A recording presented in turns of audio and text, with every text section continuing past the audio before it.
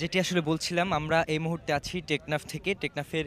গহীন পাহাড়ে আজকে যৌথ অভিযান চলেছে, যৌথ বাহিনীর অভিযান চলেছে এবং এই অভিযানে র‍্যাব, বিজিবি এর পাশাপাশি এখানে এপিবিএন এবং পুলিশ থেকে শুরু করে সবাই কাজ করছিল। যার ফলে আমরা আজকে যে সাঁড়াশি অভিযান, সেই সাঁড়াশি অভিযানে আমাদের যেটি আসলে প্রেস বিজ্ঞপ্তি দেওয়া হয়েছে সেখানে ভিকটিমদের উখিয়া, জালিয়াপালং, শামলাপুর, কুটুমগুহা এবং টেকনাফের রঙ্গিখালি, আলীখালি এবং জালিয়াপাড়ার গহীন অরণ্যে আসলে রাখা হয় তাদের, এবং তারা তাদের এটি সেফ জোন হিসেবে মনে করতে বলে আমাদের যে সংবাদ সম্মেলন সেখানে তারা বলছেন যে এই যে গহীন পাহাড়, সেই গহীন পাহাড়গুলোতে তারা সেফ জোন বলে মনে করতো এবং যে অপহরণের ঘটনাগুলো ঘটতো সেই অপহরণকারীদের তারা এখানে এনে রাখতো। এবং আজকে সেখানে একটি অভিযান পরিচালনা করেছে, যার ফলে সেখানে 100 গ্রাম গাঁজা এবং 2050 পিস ইয়াবা উদ্ধার করছে তারা ব্যবহার করতে, এবং দুইটি এলজি এবং একটি ওয়ান শুটার গান এবং 11টি গুলি, একটি অস্ত্র এবং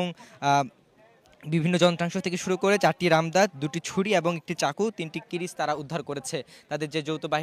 যৌথ অভিযান, সেই অভিযান। এবং এই অভিযানে র্যাবের পাশাপাশি বিজিবি এবং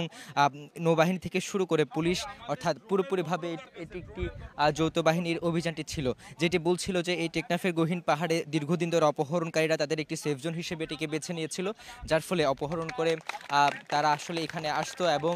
এখানে অনেকটা নিরাপদ হিসেবে মনে করতো। এবং অনেকদিন পর্যন্ত যেহেতু এখানে আইনশৃঙ্খলা বাহিনীর খুব একটা বেশি আনাগোনা ছিল না, যার ফলে কিন্তু এতদিন পর্যন্ত সেই অপরাধীরা সেখানে নিজেদের সেফ জোনটা নিজেদের মতো কন্ট্রোল করতে পারতো। এবং আজকে যৌথ অভিযানের পরে একটি তাদের যৌথ অভিযানের পরে আজকে সেখানে অভিযান পরিচালনা করে তারা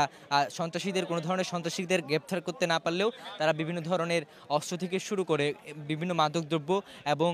সেখানে কিছু কম্বলও তারা উদ্ধার করেছে, অর্থাৎ যারা যে সন্ত্রাসীরা থাকার জন্য ব্যবহার করত। এবং যার ফলে গিয়ে যে অস্ত্রগুলো রয়েছে সেই অস্ত্রগুলো একটু দেখাতে চাই আমরা। যে খবরটি পেয়েছি সেখানে দেখতে পাচ্ছেন যে মাদকদ্রব্যগুলো রয়েছে সেখানে 100 গ্রাম গাঁজা রয়েছে এবং 2050 পিস ইয়াবা এবং